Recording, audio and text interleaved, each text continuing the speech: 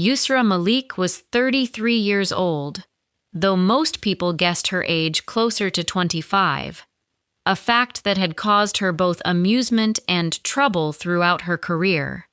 She worked as a program coordinator for the county health department in Paterson, New Jersey, a steady government job she had held for almost 6 years, ever since finishing her master's degree in public administration. Her family had been asking about marriage for years now, gently at first, then with growing urgency as each birthday passed. Yusra wanted to get married, genuinely. What she carried instead, quietly and constantly, was something closer to armor than simple hesitation, a deep, well-earned distrust of men that had built itself, one uncomfortable experience at a time, across nearly a decade of working life. The pattern had started in her very first job after graduate school, at a small nonprofit downtown, where her supervisor, a man named Gregory, had begun finding excuses to keep her after hours, remembering personal details she had only mentioned once, offering rides home she never asked for, and eventually had to decline directly, in increasingly firm language, before he finally understood she meant it. She left that job within a year. She still remembered the specific evening that had finally convinced her to start applying elsewhere. Gregory had asked her to stay late to finish a grant proposal, and when the rest of the office had emptied out, he had spent nearly an hour talking about everything except the actual work, asking about her weekend plans, mentioning how much she reminded him of someone he'd once dated years earlier. Nothing about the conversation could have been reported cleanly to anyone, no single sentence dramatic enough to point to as clear evidence. It was the accumulation that wore on her, the sense of being studied in a way she had never invited and could not easily refuse without risking her professional reputation. The second time, at a different agency, it happened again, with a different man, different specifics, but the same underlying shape. Special treatment she hadn't requested, attention that crossed lines, so gradually she often couldn't identify the exact moment it had happened, until she was already exhausted from managing it. She left that job too, telling her family it was for a better opportunity elsewhere, which was true, though not the whole truth. By the time she reached her current position, the only woman in an office of 10 people, Yusra had built a careful, deliberate wall around herself at work, arriving early, staying strictly professional, declining every offer of unsolicited help. Colleagues sometimes called her cold behind her back. She had heard the word second-hand more than once, and had stopped letting it bother her, mostly. At home, her devotion to her faith had deepened steadily over the same years, becoming the center around which the rest of her life organized itself. She woke most nights for tahajjud prayer, had gradually stopped watching movies or listening to music, and had found, through study and quiet reflection, a spiritual practice within tasawwuf that gave her a steadiness nothing else in her life quite matched. What she wanted in a husband wasn't simply someone who performed the outward motions of religion correctly. She wanted someone whose modesty, whose haya, extended into his actual conduct, his gaze, the way he carried himself when he assumed nobody important was watching. Her older cousin had laughed once, hearing her describe this standard aloud at a family dinner. Especially ordered from God, she'd said, joking that Yusra might as well place a custom order with God directly, since no ordinary man seemed likely to match a list so exact. Yusra had laughed along at the table, though the comment had settled somewhere less comfortable once she was alone that night, a quiet worry that perhaps she was asking for something that simply didn't exist. That spring, Her aunt mentioned a name during a family gathering, the way these things usually began. A man named Idris, 35, working as a pharmacist in a nearby town, recently returned from several years abroad.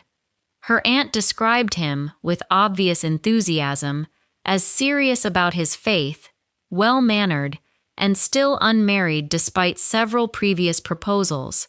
The first formal meeting, held with both families present, went smoothly.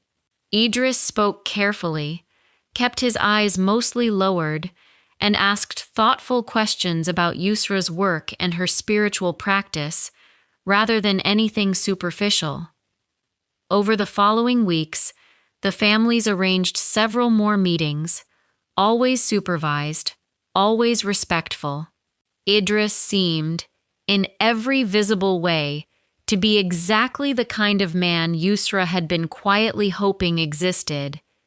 During one of those early meetings, he had mentioned, almost in passing, that he tried never to let his behavior shift depending on who happened to be in the room. "My mother always told me that character shown only in front of an audience isn't really character at all," he said. "It's just good acting." Yusra had turned that sentence over in her mind for days afterward, struck by how precisely it matched the exact standard she'd been quietly holding every man to for years, without ever hearing anyone else describe it so plainly. She allowed herself, slowly and against years of careful habit, to begin trusting him. They spoke on the phone occasionally, with clear boundaries maintained on both sides. He remembered small details she mentioned only once, asked about her mother by name, spoke about his own mother with obvious respect. 6 weeks into the process, both families began discussing a wedding date, and Yusra felt something she hadn't expected to feel again: real hope. If you are enjoying this story so far, please like this video and subscribe for more emotional English stories. Now, let's continue. The evening everything changed began ordinarily enough. Yusra had left her phone charging on the kitchen counter while she helped her mother prepare dinner, and a notification lit up the screen from a rideshare app she and Idris both used, one that occasionally displayed shared trip history between contacts who had once shared a ride together during a family outing weeks earlier. The notification showed Idris's current trip, live, heading to an address that meant nothing to Yusra at first, until her mother, glancing over her shoulder while drying a dish, recognized the street name immediately. "Isn't that near where your cousin Farah works? At that restaurant on Getty Avenue?" Yusra frowned, picking up the phone properly now. Why would he be going there on a Tuesday night? She didn't think much more of it that evening, telling herself there were 100 harmless explanations. But 3 days later, sitting in the waiting room during a rare lunch break, she received a message from Farah herself, hesitant and clearly uncomfortable to be sending it at all. "I probably shouldn't say anything, but I think you should know. There's a guy who's been coming into the restaurant a lot lately, always alone, always sits in my section, always finds a reason to talk longer than he needs to. I finally saw his name on his card tonight when he paid. It's Idris. I didn't want to assume anything, but given the timing, with your family talking about the wedding and everything, I thought you deserved to know before this goes any further." Yusra read the message twice, feeling something cold settle in her stomach, an old, familiar sensation she recognized instantly from years of watching men behave one way in front of her family and another way when they believed no one who mattered was paying attention. She sat with the phone in her lap for a long time after that, the hospital waiting room noise fading into background static around her. Part of her wanted, desperately, to find some reasonable explanation, a coincidence, a misunderstanding, anything that would let her keep believing in the version of Idris she had allowed herself to hope for over the past 6 weeks. Another part of her, quieter but far more familiar, was already calmly gathering evidence, the same careful, practiced instinct that had protected her through 2 difficult jobs and years of unwanted workplace attention. She didn't confront him immediately. Instead, she asked Farah, carefully, for anything more specific: dates, times, whether the behavior had continued. Farah confirmed it had, at least 4 separate visits over the past 3 weeks. Always the same pattern, always timed for her slower shifts. Yusra spent that entire weekend turning the information over in her mind, comparing it against the version of Idris she'd been building in her head, the version that remembered her mother's name, that spoke carefully about character shown in private. The 2 versions refused to fit together neatly, no matter how many times she tried arranging them, and by Sunday evening she understood that she couldn't simply avoid the conversation any longer. When Yusra finally brought it to Idris directly, during a phone call she recorded with his knowledge, stating clearly at the start that she wanted an honest conversation, he denied it at first, then grew defensive, insisting Farah must be mistaken or exaggerating, that plenty of men matched his general description. "She saw your card, Idris," Yusra said, her voice steady despite the anger building underneath it. "She saw your name." There was a long silence on the line before he finally spoke again, his tone shifting into something quieter, almost pleading. "It wasn't what it looked like. I was just talking to her. Nothing happened." "Nothing happening isn't really the standard I was looking for," Yusra said. "You told me, in our very first real conversation, that your character wasn't something you performed for an audience, that it was the same whether or not anyone was watching. I believed you. I actually let myself believe you, for the first time in years. I get lonely sometimes, in the evenings," Idris said, his voice cracking slightly. "It's not an excuse. I know that. But it's not what it sounds like either. I never touched her, never said anything inappropriate. I just liked having someone to talk to who wasn't part of all this pressure with the wedding planning." "Then you should have told me that directly," Yusra said. "Instead of driving across town 4 separate times to sit in a stranger's section at a restaurant, hoping nobody who mattered would ever find out. Yusra, please, let's talk about this in person, not like this." "I don't think there's anything left to talk about," she said, and ended the call before her voice could betray how much it cost her to say it. She sat alone in her car in the health department parking lot for nearly 20 minutes afterward, unwilling to drive home yet, unwilling to face the conversation with her parents that she knew was coming.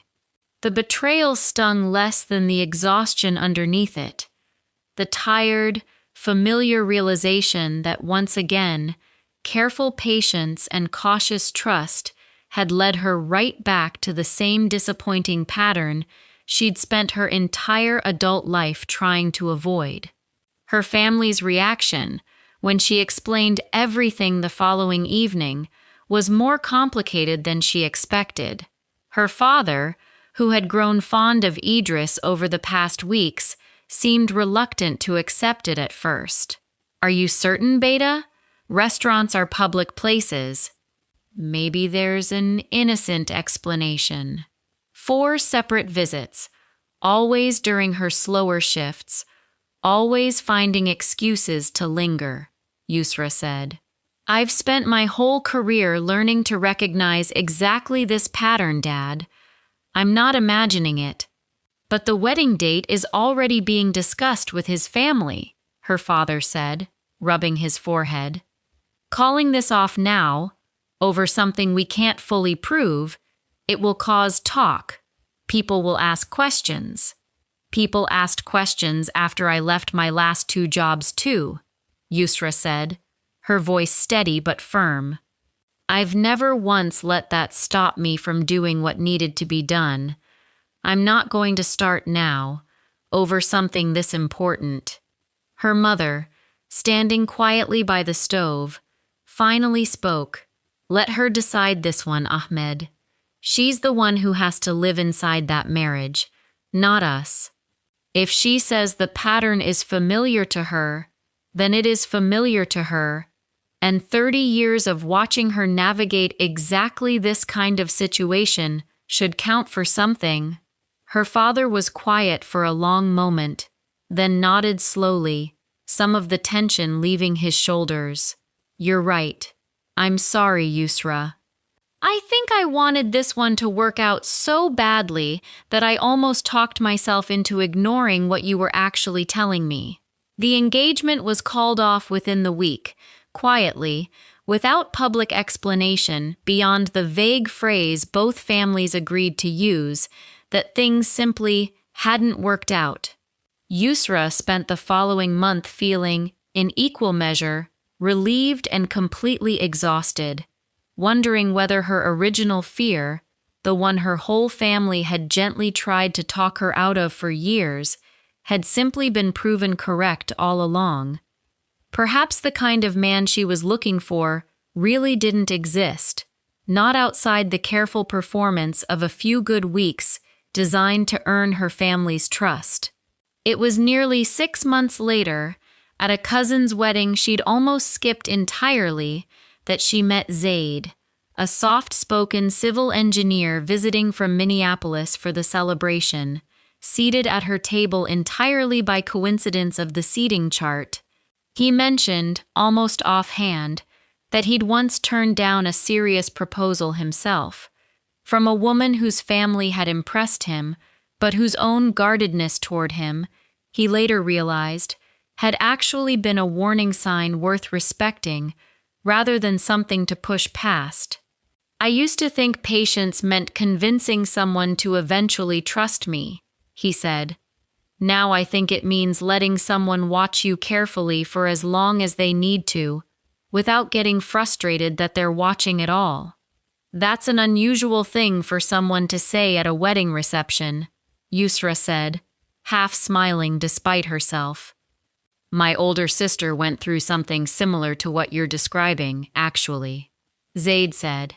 A man who looked perfect on paper, until she found out he wasn't nearly as consistent as he seemed. It changed how I think about the whole process, honestly. I stopped assuming that a woman being cautious meant something was wrong with her. Usually it means something taught her to be that way, and there's probably a good reason behind it.